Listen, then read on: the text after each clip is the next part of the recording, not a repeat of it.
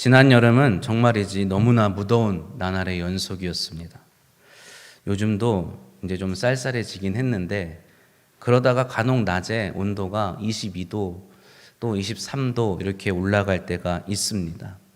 그런데 요즘에 온도계 22도, 23도 이러면 속으로 이 정도면 제법 시원하겠는데? 이런 생각이 듭니다. 예전 같으면 여름 날씨죠. 여름 기온입니다. 광주에 와서 무더운 여름을 보내던 중에 시원하고 맛있는 콩국수 집이 있다고 해서 따라간 적이 한 번 있습니다. 먹는 것 때문에 줄 서고 하는 것을 그다지 좋아하지 않는 사람인데 그 집에 갔더니 점심시간이 한참 전인데도 제법 긴 줄이 가게 밖까지 나와 있더라고요. 15분 정도 기다린 후에 가게에 들어가서 자리에 앉았는데 사장님이 오시더니 뭐 먹을 거냐 물어보지도 않고 대뜸 콩국수 한 그릇씩 뚝뚝 내려주십니다. 이게 뭔가 싶어가지고 둘러보았더니 그 가게에 파는 음식 종류가 딱 그거 하나인 겁니다. 콩국수 한 그릇.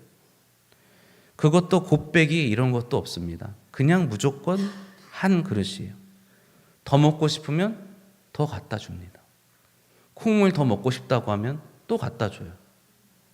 먹을 만큼 먹었으면 나가면서 계산만 하면 됩니다.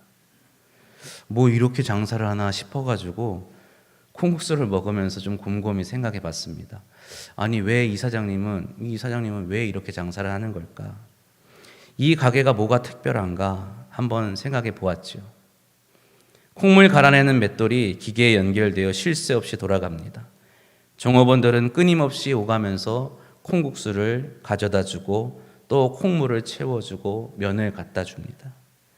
자리를 일어서는 손님들은 너나 할 것 없이 모두 배를 든든하게 채우고 1인분 값만 계산하고 나갑니다. 단골들이 주변에서 하는 이야기를 들어보니까 옛날에는 맷돌로 직접 갈았다고 합니다. 그런데 지금은 힘이 드니까 기계의 힘을 빌려서 콩을 갈아내죠. 예전에는 곱빼기 양도 팔았다고 합니다. 그런데 지금은 얼마를 먹던 그냥 1인분만 돈 내면 됩니다. 변하지 않은 것이 있기도 합니다. 그것은 무엇일까요? 콩국수를 줄 때 면을 주고 그 위에 바로 갈아낸 그 콩, 그리고 물도 섞지 않고 그 콩 갈아낸 것에 곱게 간 얼음을 이렇게 얹어주는 거예요. 그거를 맨 처음에 쓱쓱 비비면 막 뻑뻑하다가도 얼음이 녹지 않습니까? 그러면 시원한 콩국수가 되는 거예요. 그것만큼은 예나 지금이나 똑같이 나온다고 손님들이 말을 하더군요. 다른 것은 다 변해도 손님에게 주는 맛은 변하지 않았기에 무더운 날씨에도 사람들이 그 햇빛을 맞아가면서 견뎌가면서 줄을 서서 먹는 가게가 된 것 아닌가 싶습니다. 예수님이 예루살렘에 들어가십니다. 그리고 성전에 올라가시죠. 성전 뜰 안에 있던 장사꾼들을 내어 쫓으십니다. 주변에 있는 사람들이 도대체 당신이 무슨 권한이 있어 이런 일들을 하느냐고 묻자 예수님은 도리어 그들에게 질문을 하시죠. 마가복음 11장 30절로 33절 말씀 길지만 우리 함께 봉독해 보겠습니다. 요한의 세례가 하늘로부터냐 사람으로부터냐 내게 대답하라. 그들이 서로 의논하여 이르되 만일 하늘로부터라 하면 어찌하여 그를 믿지 아니하였느냐 할 것이니 그러면 사람으로부터라 할까 하였으나 모든 사람이 요한을 참 선지자로 여김으로 그들이 백성을 두려워하는지라. 이에 예수께서 대답하여 이르되 우리가 알지 못하노라 하니 예수께서 이르시되 나도 무슨 권위로 이런 일을 하는지 너희에게 이르지 아니하리라 하시니라. 아멘. 예수님은 자신이 세례 요한보다 더 큰 자이심 그리고 그 세례 요한이 길을 예비한 메시아이심을 그들에게 질문으로 가르치셨습니다. 이후 예수님은 대제사장, 율법교사, 바리새인 그리고 헤롯 당원에 이르기까지 그리고 직전에는 부활을 믿지 않는 사두개인과 논쟁을 벌이시지요. 그들이 하는 질문에 다 대답을 해 주십니다. 그리고 오늘 본문은 이렇게 시작합니다. 서기관 중 한 사람이 그들이 변론하는 것을 듣고 예수께서 잘 대답하신 줄을 알고 나와 묻되 모든 계명 중에 첫째가 무엇이니까? 여기 한 명의 서기관이 있습니다. 서기관은 본래 하나님의 말씀인 토라를 계속해서 옮겨 적는 사람을 의미합니다. 그러기에 그는 율법에 능통한 사람이었어요. 전문가였습니다. 그런 그가 예수님이 하시는 논쟁들을 곁에서 가만 지켜보니 예수님의 말씀이 대단히 인상적인 겁니다. 제사장과 서기관과 바리새인들, 심지어 정치인들의 그 현란한 그 말솜씨에 지지 않고 본질을 꿰뚫는 답변을 하셨기 때문입니다. 그래서 문득 그 모습을 지켜보던 이 서기관도 예수님께 자신이 오래전부터 가지고 있던 질문 하나를 건네고 싶어 합니다. 그 질문은 예수님을 시험하는 것이 아니었습니다. 정말 그가 궁금해하는 것이고 그가 오랫동안 고민해 왔던 것이기에 그는 이 예수님을 통하여서 그 질문에 명쾌한 답을 얻고자 한 것이지요. 그는 예수님께 물었습니다. 모든 계명 중에 가장 으뜸이 되는 계명은 무엇입니까? 이 질문의 근저에는 이러한 이해가 있습니다. 당시 유대인들의 계명은 모세가 하나님으로부터 받던 이 10계명만 있는 것이 아니라 흔히 말하는 장로들의 전통이라 불리우는 613개의 계명이 있었습니다. 이것은 모세오경인 창세기, 출애굽기, 레위기, 민수기, 신명기에 나와 있는 법들을 일일이 세분화한 것이죠. 모세오경을 살펴보면 법조문들이 나오는 것을 볼 수 있는데 그것을 한 절 한 절 다 따로 떼어내서 하나하나의 법조문으로 만드는 것입니다. 이 계명들은 248개의 하라는 계명과 또 365개의 하지 말라는 계명으로 이루어져 있습니다. 그 중에 84번째, 84번째 계명은 아주 유명한 계명입니다. 안식일에 아무 일도 하지 말라. 이 계명은 대단히 지키기 어려운 계명으로 유명했습니다. 그래서 성경에서도 예수님이 이 계명을 두고 많은 사람들과 논쟁을 벌이시죠. 예수님뿐만이 아니라 그 당시에 있던 사람들 중에서도 이를 두고 이 계명을 엄격하게 지켜야 된다는 사람과 유연하게 지켜야 된다는 사람들로 나뉘게 됩니다. 그리고 결국 이 613개의 계명을 다 온전히 지켜야 한다. 아니다. 지킬 수 없으니 중요한 것만 지켜야 한다. 이렇게 서로 다른 해석과 의견을 가진 사람들로 서로 나뉘게 된 것입니다. 서기관의 질문은 이런 것입니다. 이렇듯 누구는 이 계명을 꼭 지켜야 하고 누구는 이 계명 지키지 않아도 된다고 하는데 그렇다면 누구나 다 한 목소리로 이 계명만큼은 꼭 지켜야 한다고 하는 으뜸되는 제일 가는 계명이 있으면 그것이 무엇이라고 생각하십니까? 그것만큼은 우리를 한 마음으로 묶어줄 수 있는 계명이니 알려주십시오라고 질문한 것이죠. 이에 대해 예수님은 이렇게 답하시지요. 오늘 본문 말씀입니다. 예수께서 대답하시되 첫째는 이것이니 이스라엘아 들으라.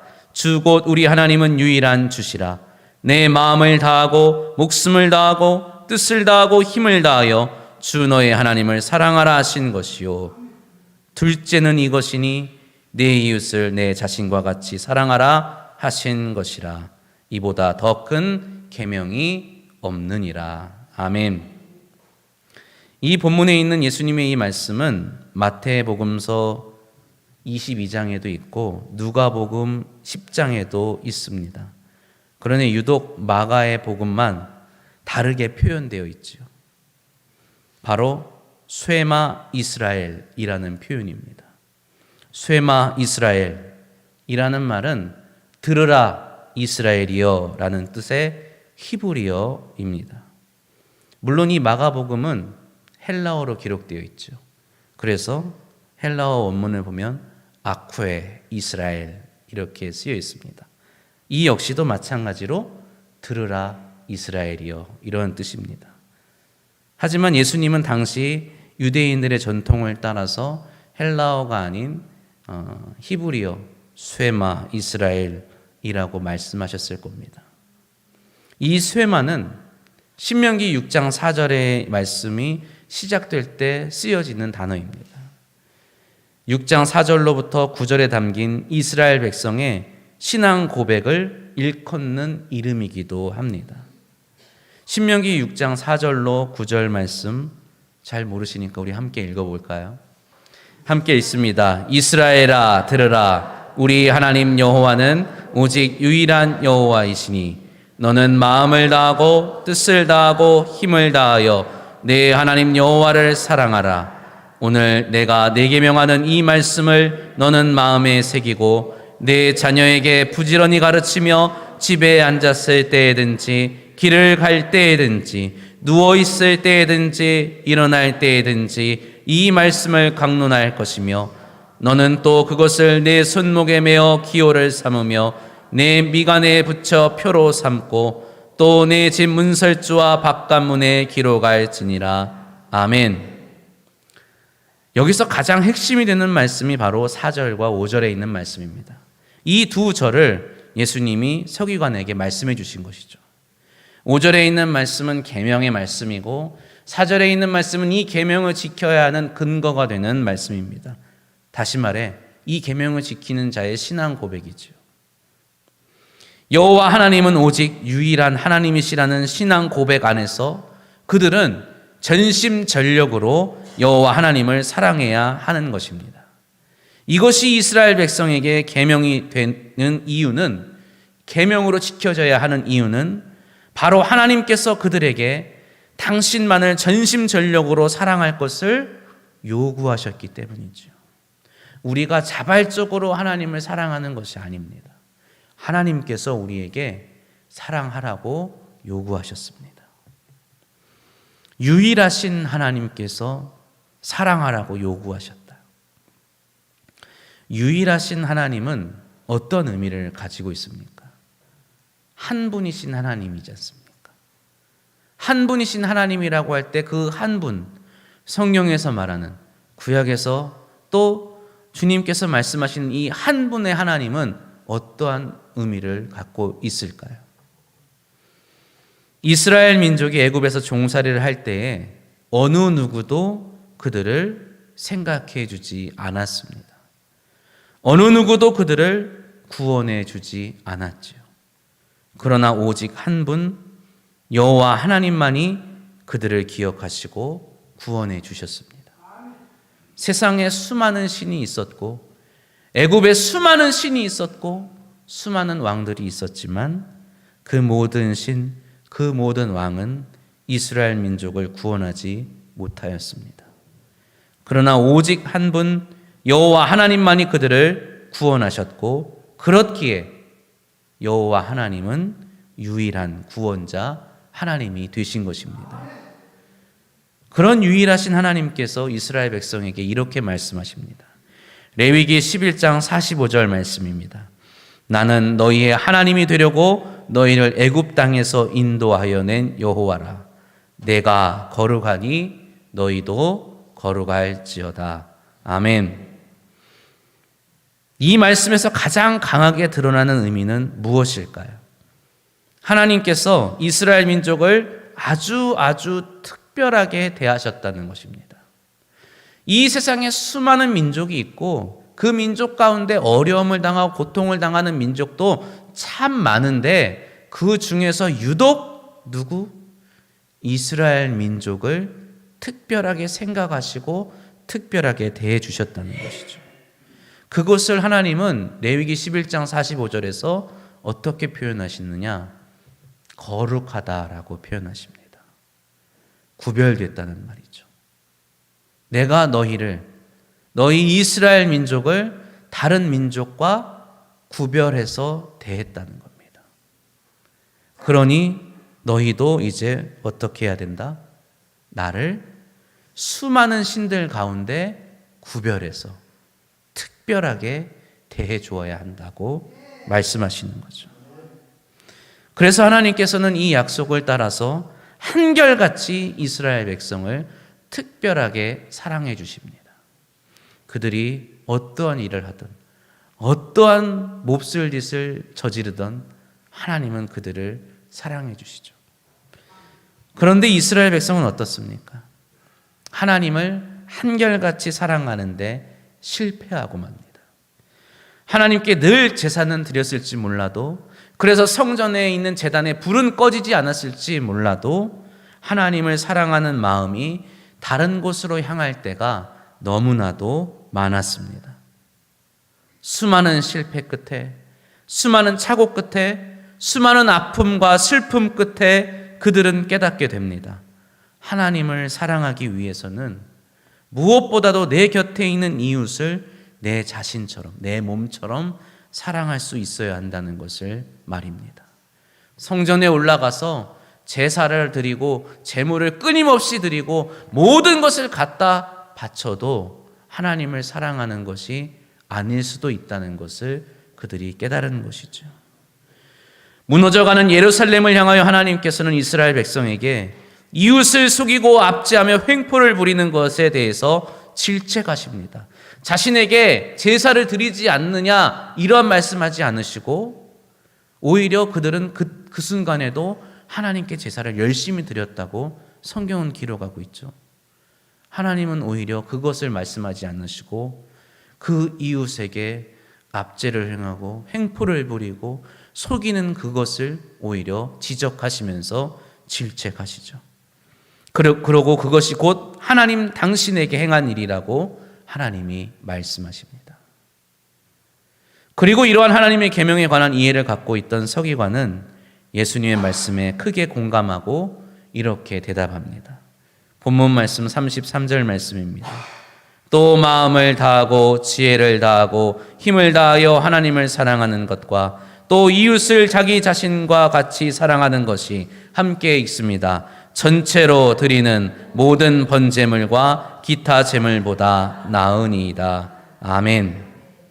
제단에 불이 꺼지지 않고 끊임없이 제물을 드리는 것보다 전심전력으로 하나님을 사랑하는 것, 다시 말해 내 이웃을 내 몸과 같이 사랑하는 것이 낫다고 그는 말하는 것입니다.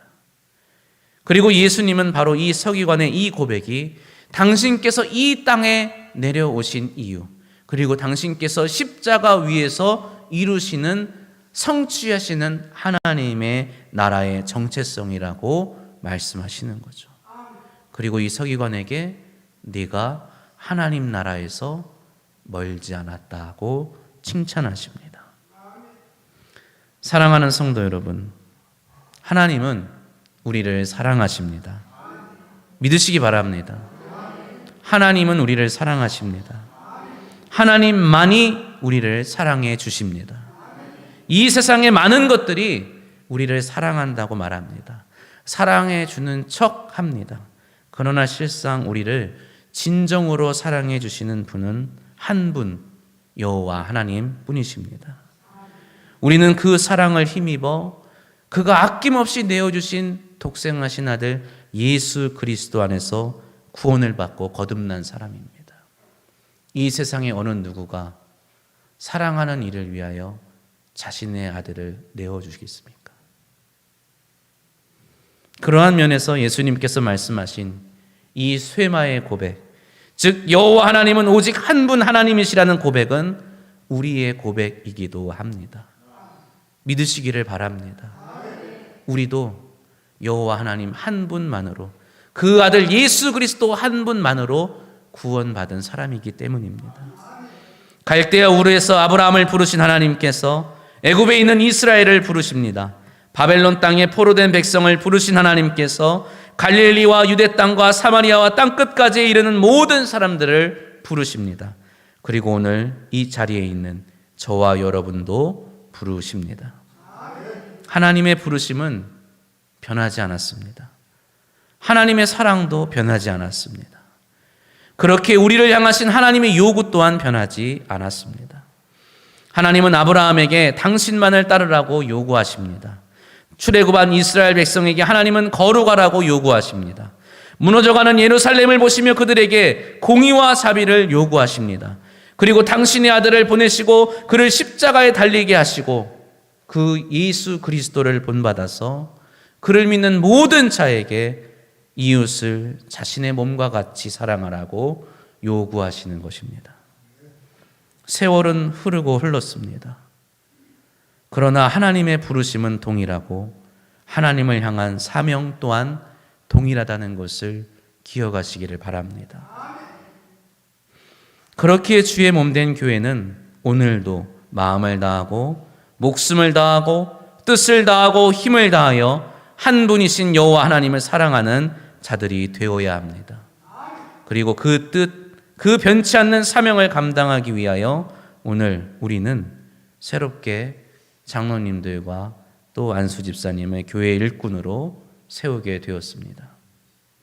그분들만 사명을 갖는 것이 아닙니다. 우리 모두의 사명이라는 것을 기억하시기를 바랍니다. 쇠마 이스라엘, 들으라 하나님의 백성들이여, 주 곧 우리 하나님은 유일한 주시라. 이 믿음 안에 속하는 모든 성도들에게 주시는 사명임을 기억하시기를 바랍니다. 세월이 흘렀습니다. 또 세월은 흐를 것입니다. 많은 것이 변했고 변할 것입니다. 그러나 변치 않는 것도 있고 변치 말아야 하는 것도 있습니다. 내년이 돼서 다시 무더운 여름이 찾아오면 저 다시 한번 그 콩국수집에 가려고 합니다. 변하는 것도 있겠죠. 사장님이 더 이상 힘들어서 못하겠다고 이제 밖에 나오지도 않고 알바만 있을지도 모릅니다.